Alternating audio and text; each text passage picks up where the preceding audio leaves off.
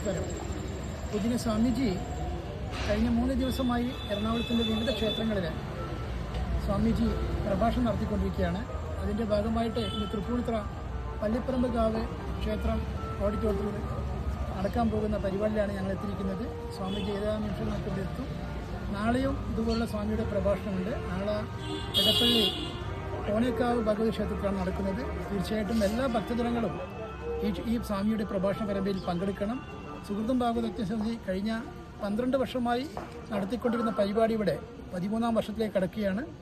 ഈ വർഷം നടക്കുന്ന വിവിധ പരിപാടികളെ അതിനെ ക്രോഡീകരിച്ചുകൊണ്ടുള്ള പരിപാടിയാണ് നടക്കുന്നത്. തീർച്ചയായിട്ടും എല്ലാ ഭക്തജനങ്ങളും സുഹൃത്തും ഭാഗവത യജ്ഞസമിതിയുടെ ഈ പരിപാടിയിൽ പങ്കെടുത്തുകൊണ്ട് ഞങ്ങൾ സഹകരിക്കണമെന്ന് മാത്രമാണ് നിങ്ങളോട് അഭ്യർത്ഥിക്കുന്നത്. തീർച്ചയായിട്ടും എല്ലാവർക്കും ഭഗവാന്റെ എല്ലാവിധ ആശംസകളും നേരുന്നു.